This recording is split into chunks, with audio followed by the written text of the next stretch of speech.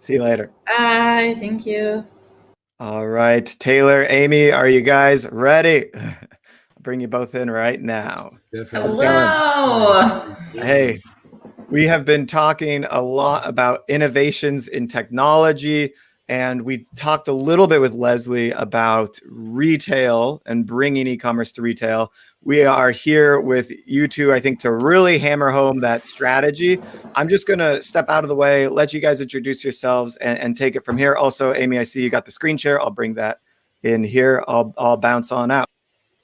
Okay, well, hey everybody, what's going on? I'm Amy Weiss. I'm from Amazing at Home. We are an e-commerce global consulting firm. We help entrepreneurs around the world bring their products to market from concept all the way to launch on Amazon and beyond with my partner here, Talor Ofer. He is amazing. I'll let him introduce himself. Go ahead, Talor. Hi, everyone. Thank you, Derek, for having us. I'm so excited to be here. Yes, as Amy mentioned, like Amy is on the Amazon and e-commerce section mainly, and I've been doing retail, like physical store retail for like almost 18 years. That's my thing. And me and Amy are doing a very long road together successfully, bringing different private labels and different products and everything to the offline. Yeah. All right. Well, today we want to talk to you guys about expanding your sales channels beyond Amazon or your own website. Insert e-commerce platform here, because there are so many really, really great retail channels that you can sell in. So we're going to talk about that today and hopefully give you some great tips to help you prepare your products for going into those retail channels. So we just kind of talked about myself and Talor. We have combined 27 years of experience in retail and e-commerce. So we're excited to be bringing this to you guys today. You can find me at amazingathome.com and Talor at Retail Empire. And I think we showed the link earlier, so we'll move on. So what is the opportunity beyond Amazon? More than 90% of retail is actually not on Amazon. I love Amazon, don't get me wrong. Like, it's a major sales channel for me and my products. I do have my own private label brands. And you know, Amazon is awesome. I also sell on Walmart.com. I sell on my own website, a few other e-commerce channels, but 90% of retail is off of e-commerce, right? E-commerce has that like 10% wedge there, a little over 10%. And the rest is not in e-commerce. So we're talking about how you can really increase your sales by taking advantage of the 90% of retail that is not in e-commerce. There are literally tens of thousands of stores, even in your region, where you can offer your products. And a lot of people just aren't really sure how to do that. So it seems like it's really, really hard to do, but just like in e-commerce, when you learn how to do all the logistics and how to get things done, your workflow can be really simplified.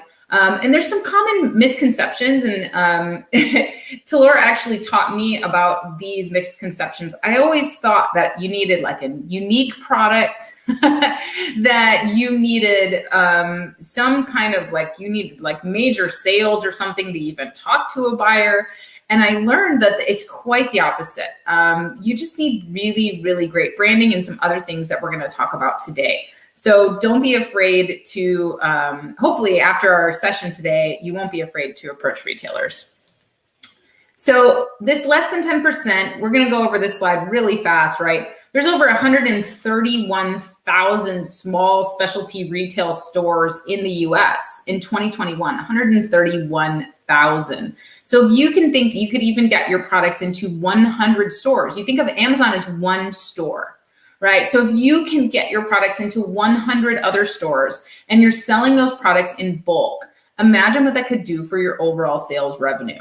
So we just want to encourage you to take advantage. I mean, and even look in online platforms besides Amazon, we have some big leaders. We've got Lowe's, Macy's, Wayfair, Best Buy, Target, Home Depot, Etsy, Walmart, eBay, and you can see Amazon with over 2 billion site visits.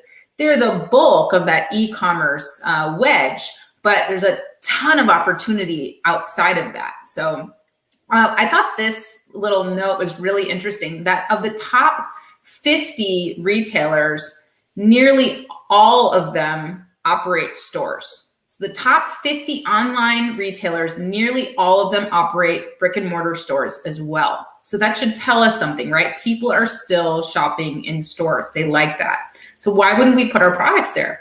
We already got the supply chain set up. Why wouldn't we do it? So let's look at what we need to do to get there. So these are the channels that we're talking about today. We're talking about specialty stores, which are like mom and pops and small chains, online retailers, which are, you know, the .coms outside of Amazon and Walmart, which have pretty easy barriers to entry. And then some other channels, such as like drop shipping, boxing companies, and flash sale type of companies. Most of those are online. Think stores like Zulily and Wayfair, all channels that you can sell your products in, but that are a little different as far as getting to know and the pricing and everything else. So great opportunities there. So the keys to success that we're going to talk about today. Number one, your setup and your branding. Number two, your pricing and your orders. Number three, how to find those contacts of those stores that you want to sell your products in. And number four, how to actually communicate with them. Because that's where we all kind of stumble, right? We're like, okay, I think I can find some buyers, but what do I say? How do I approach them? So we're going to talk about that today. So first of all, branding is so important. And Talor totally taught me and us in our retail masterclass how to take very simple products and how to really set them up so that they stand out, so they have that wow branding, right? We all think about, like, you know, even cosmetic products, the more expensive the packaging, the more you can charge for that product. The perceived value for the customer is so much higher. So we can take very simple products and make some changes in our packaging and our look and feel and our brand messaging, and we can really make an impact in retail. So, you know, it's definitely something that you can look into. Catalogs are also something that we use in brick and mortar channels that we don't use really in e-commerce, right? To list in e-commerce, you create that catalog online. But when you are looking to talk to buyers, you need to have something to show them what your catalog looks like. So catalogs are really great. And a little hack that we're going to give you is you can actually show previews of new products that you don't even have yet. And you can gauge interest that way. So if you're about to launch a new product, throw in a catalog with some different variations, send that out to some buyers, and you might get interest and be able to get some orders before you've even launched. And that will really help you up your numbers. Anything you want to add here on branding? Yes, definitely. Well, you know, Amy just mentioned about, you know, offering a product that does not even exist. So as long as you have samples, even if they're not finalized, they're not, you know, still don't have the really final packaging or final finishes and everything. There's a good example for that. It happened to me last 2 weeks ago. I was talking with a subscription box, one of the big ones in the States, cosbox.com. You can check them. And they were about to order like a very big quantity of a product from one of my customers. And the product, well, in this case, it exists, but the only thing they wanted to see is a sample. And, you know, this lady that I'm talking with, she keeps samples at her house. So she sent it, like she shipped it from her house. And then the order that they are writing to her is quite huge. I don't want to say numbers, not to have people falling from the chairs, but very huge order. But then the order is meant for August. So she has all the time in the world to go ahead and produce. So what I'm saying here is that if she would present that in the catalog and would not have live inventory or even a product produced already, she could still get that order. So when you show a catalog, if you can have, let's say, out of like 5, 10, 20 SKUs, you can add different variations to those SKUs and offer them as a product, or even a whole new product that does not really exist yet. Yeah, I just wanted to add that thing. And yeah, as for branding, I mean, what I see, and I see it a lot, you have to wow them. That's the key. That's the key word. I always repeat that wow thing. That's the only not only, but the best definition that I could find for what is branding all about. How would you make branding really work for you? Because think about Amazon.com. If you show a picture of the product, you know that the picture has to be 100%, 1000% perfect. Otherwise, people would sit there and, go on scrolling to the next thing. And it's the same thing with retail. If you show it to buyers or to any other title that are back there in the other side, and they don't see something that attracts them, you lose them. They lose you. See what I'm saying? So branding has to be wow in terms of colors, in terms of language. Well, I guess that most of the people who are here today, if not all of them, heard quite a lot about branding, because there's a lot of things going on with people talks about branding. A lot of professional knows a lot about branding. The only thing that I could add to that is, again, the wow thing. You go ahead, Amy. Sorry. No worries. I would agree. Wow, the wow factor is huge, and it just needs to be cohesive as well. So let's talk about pricing. This is the second consideration for expanding. Right now, if you're on Amazon, you're selling on Walmart, you're selling on your own website, you kind of know your numbers, right? You know what you source it for, you know what you sell it for. But now when we're selling our products wholesale to retailers, we have to introduce another layer into our pricing.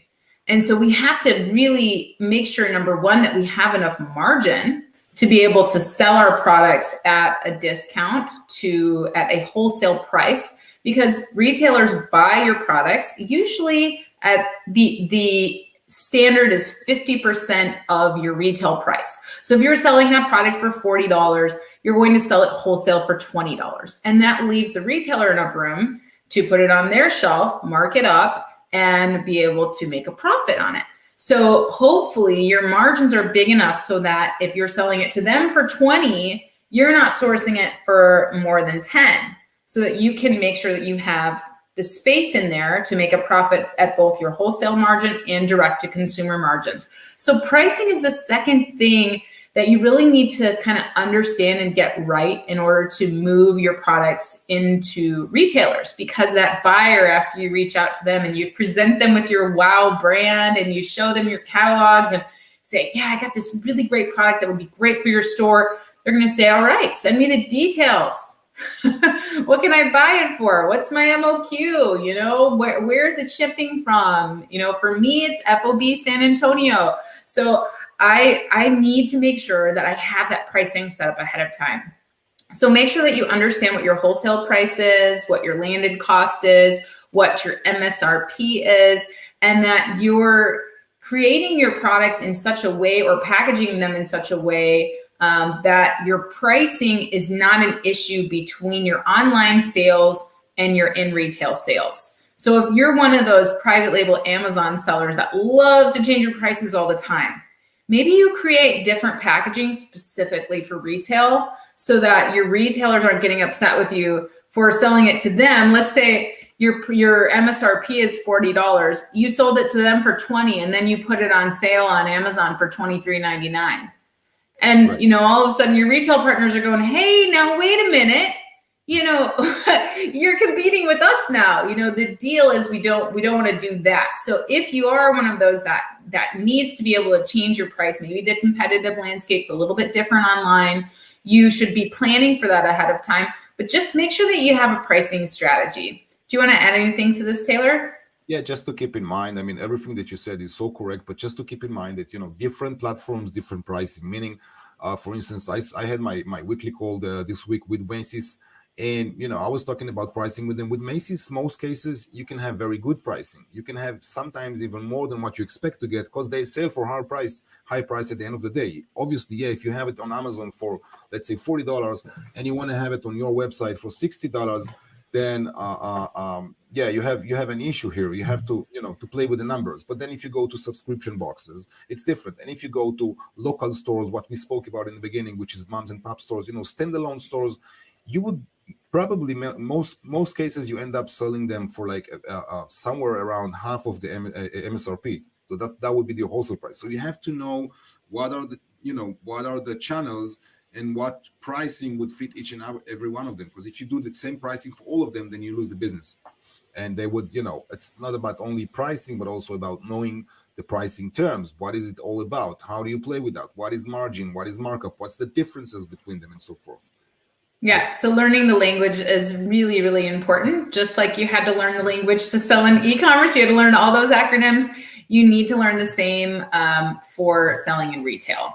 And then, as Talor mentioned, there's different terms and pricing for each platform that you're working with, each buyer. So just have those conversations. I know when I went and pitched Walmart, they asked me all kinds of questions that I didn't necessarily. They threw some new words at me that I didn't know about, and I just made sure that I was transparent and said, hey, I'm sorry, this is my first time selling to a Walmart.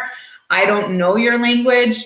I'm here to do business with you, right? That's the bottom line, is just be transparent and make sure that before you give up any pricing that you're understanding how it works and what you're dealing with there. So finding buyers, this is the big thing, you guys. We mentioned over 131,000 just specialty retailers. Those are like little moms and pop shops and stuff like that. So many, the trends right now in the US are like strip malls, and next to big department stores, there's lots of like strip malls in every community with smaller stores. You can sell your products in any of those. These stores, they need your products. So there's nothing wrong with going out and finding those buyers. So you can search for contacts in places like Yelp, LinkedIn, and different directories. And what you want to know when you start reaching out to people on these platforms, you want to make sure that your brief is good. So what do you look like if you're reaching out to buyers on LinkedIn? How does your LinkedIn look? Does it present that, that you're the person who should be reaching out to buyers, right? Is it a professional image? So you want to make sure, just like you set up your Facebook page to look great for your brand, you want to make sure that you're doing that across your channels, that everything looks good, that it looks good for buyers, your website, your branding, all of that. And then when you're making your initial contact, you want that to be short and concise. I know how many of you have gotten spam messages on LinkedIn that are like 2 miles long, and the person's just going blah, blah, blah, blah, blah, blah, blah. Like nobody wants to deal with that, right? You're gonna get the block button if you do that.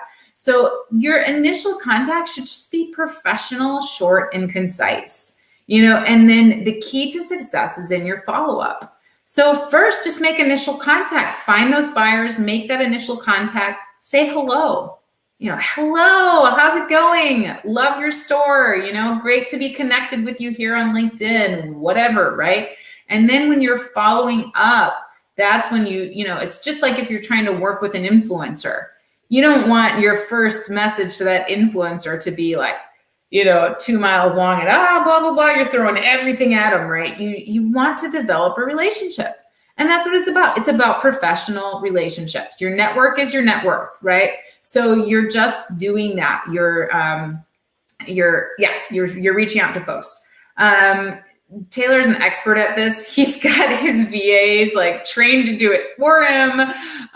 He's amazing. And so, he taught us during our retail masterclass, he taught us exactly how to do this, the nuts and bolts of how to reach out to buyers. And I was impressed at how simple it was. I was totally overthinking it, right? So, Talor, what do you think about this? What's your tip for this? Yeah, I mean, obviously it's about being delicate and sophisticated and not just to approach people with the tons of information, like throwing it out to them and thinking that they would like start to read, long stuff, reading long texts and everything. That's the first thing to keep in mind. And then, I think, today I'm dealing with a lot of different VAs that are doing this job for me, but back at the time when I started all these things, I was doing it myself. I had to realize what would be the best thing, for my business to say to people, how to introduce it, what brief to use. Only when I knew what contacts I'm looking for and so forth. Only when I knew all that, I was ready to give it to my VA and have him, doing it for me. And even though I do so, I mean, I would still need, to keep an eye open, because you know how it is with VAs. But yeah, I mean, this is like gold, what you're seeing here. And I would, if I had to pick, the goldest gold inside here, then out of Yelp, LinkedIn, and other directories, I would definitely pick LinkedIn, because LinkedIn, people might not be aware of that, but as of today, I see it, and not only me, this is like the best social platform on earth, the best one. Your exposure, the way you can contact people, the way it works, that it's mentally and not only mentally, but also generally, all this atmosphere around it is all about making contacts and making business. So that's exactly what you're looking for, but you just need to know how to use it properly. And there's the pro tip, which I leave for you, Amy.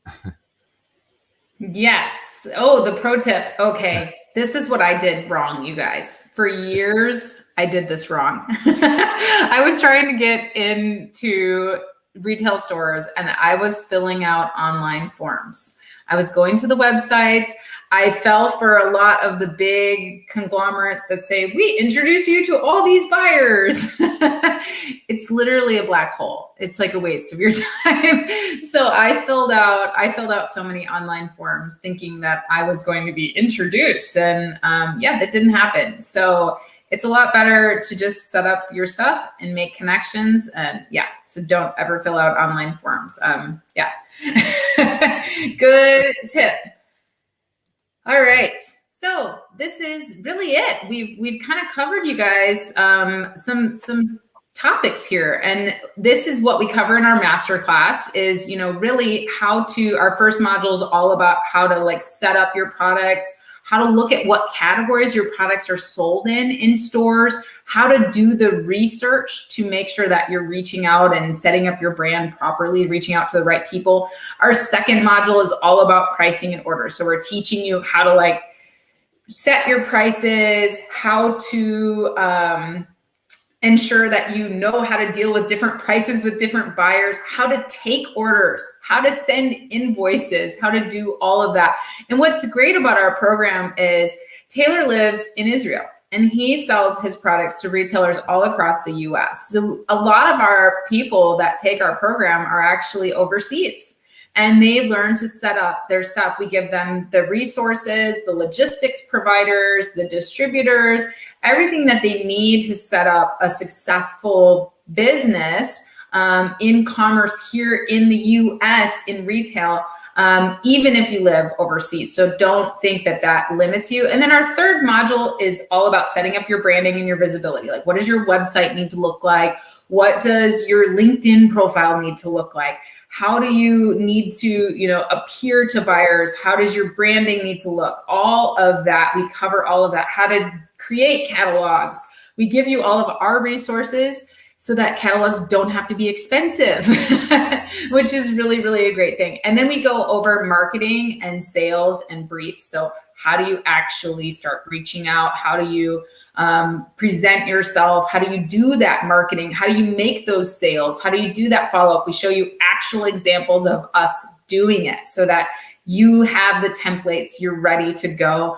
And then finally, our last module is all about finding those key resources. So you've set everything up, you're ready to go, you're ready to make sales, you're ready to take orders, but then how do you actually find those key resources and make contact with them? So that is our whole class. If this is something that hopefully our tips today have given you guys some things to start considering in getting your products into retail. But if you want to learn the language firsthand from people that are doing it every day, you can learn from us.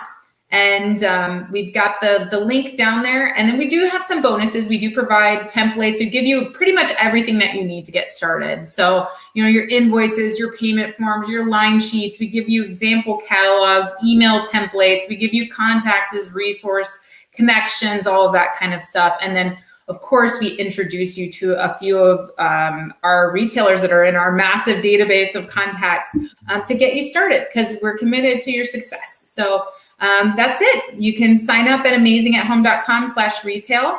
And I think that's it, right? Right. I would just add one very important thing to that. there's something about masterclass that when you learn it and you see all the theory and everything, and you get excited about it and everything, and then you start thinking, I'm going to do it like that, like this, and you have your plans and everything is in place, and then you're at the beginning of the thing, and then all of a sudden something inside you start to shake. You're like, what am I doing? Is this the right thing? How do I really start? I mean, I know everything, but I feel like I'm not sure. That's where I step in. And we are having our, masterclass private group, and I'm weekly giving updates about new platforms and new channels that I'm opening all the time, doing business with. And I'm literally introducing you myself to my own connections in this masterclass, so that your business could really kick off, and you start to see, oh, they sent me an email. Oh, they want this order. Oh, they wanted this. They want samples and so forth. And then you get into the business, to start the ball rolling. That's the kick that you would need, and that's what I'm doing, because I know where people come from when they start a business, taking their business to the next step. Yeah. Now I've got a question for you guys. This look, I mean, I think you make the case for moving into retail very strongly, and I think a lot of merchants today that maybe aren't there right now are now going, oh my gosh, let's jump on this. But be real with me. How much time do I need to dedicate to get this done? Because it could be a person's full-time job just moving into retail. And we've got merchants here watching that are already spinning 500 plates and probably got 3 other ideas. Oh, I'm going to do augmented reality. Oh, I'm going to do live influencer marketing. It's like, so how do we prioritize this and help the merchant decide when to execute on moving into retail? So I'll divide the answer to two sides, 2 points. And I'll give the second point to Amy, because while our masterclass, she was using everything that I was giving there in order to implement and actually doing it, in real life, live during the sessions, which is amazing. So before that point of Amy, I would just tell you that, recently we had back in Israel a lot of lockdowns, and schools are closed, open, a lot of, whatever it is. And I have my own business. I have a couple of them. And then my time was not limited, but super limited. I only had like 3 to 5 hours working in the evening. My day was like totally for the family. I had no other choice, because lockdown and everything. And that brought me the very precise answer to your question, because until that point I couldn't say, because sometimes you work and then you think, okay, I'm going to do that as well and that as well, and then you plan 2 hours and you end up with 5 hours. But I divided my 5 hours to make sure what I'm doing. And I took, at that time of this old lockdowns, I took a whole new line of products with a customer, and I managed to enter them within 3 weeks to, I think, 5 or 6 different channels, very strong ones. And that was something that I did not more than an hour a day. So, okay, you would say, okay, Taylor, you know how it works and everything. Yeah, you're already the expert now. Come on. Right. So I would say, I agree. So I would say an hour and a half to 2 hours, at least at the first stage, is great. But then if you really want to go for it, and once you understand the potential, sometimes, and I see it a lot, people would drag into it and say, you know what, it's even much more important than Amazon. I want to dedicate like 3, 4, 5 hours a day for that, because it's worth it. And then when you have the VA stages, then it's a whole start to automate it a little. Like you're like, yeah. So and just coming from my side, most of my stuff is already in e-commerce, but I see the potential in retail, because once you get that workflow set up, it's just a matter of, just like you're replenishing your stock in Amazon, you're replenishing it at your retailer. So it's a really great way to grow your existing revenue, especially if you don't want to add 80 more products to your lines. If you just want to have that one really great brand and you've already got your supply chain and everything good to go, you really have nothing to lose in adding these additional channels and everything to gain, because all you're doing then is filling orders additionally besides your existing e-commerce channels. And that's a really nice thing when those orders are, 80 to 100 units to 500 units to 1,000 to 10,000. I think one of our new retailers that we just brought on, their minimum order is 50,000 units. So, and that's in the beauty industry. So imagine if you could get that set up and you could be regularly replenishing a vendor that's ordering 50,000 units from you at a time. What would that mean for your business? You're spending all of this time and effort already in e-commerce, making these sales. imagine what it would be like if you could really just establish some more channels, and it just would make the difference in your revenue. And it's a lot easier. You don't have to advertise. They're paying for shipping. So it's a lot easier in some aspects once you get everything set up. I gotcha. So definitely the stage at which to do this is when I have strong supply chain management. I can make large purchase orders myself. So I need a little bit of cash flow, perhaps myself, to manage this process. Do the retailers often do nets on their payment period that might break my cash flow? Yes, they do. But here's the thing. I mean, if you go, it depends what channel you choose. If you go to the .com, it's easier in terms of, cash flow. And if you go to the specialty stores, the mom and pop stores, it's even much easier because mom and pop stores are paying cash before delivery, which is like, it's heaven. It's sometimes, up to orders of like $2,000, $3,000, $5,000, $6,000, they would pay by credit card, which is like immediately you see the money and that's it. So, it's not like when you're dealing with like Walmart or Costco and you're ordering a container load at a time and you've got net 30. It's not like that. We're talking about the 130,000 specialty stores across the US that you can sell your products to. They pay up front and they pay for shipping. I love it. Guys, thank you so much. I hope that everyone here is at least thinking about how to move into retail and going to time out when to take this masterclass. It's the place to go as you break into retail. So thank you both for being here. Thanks, Derek.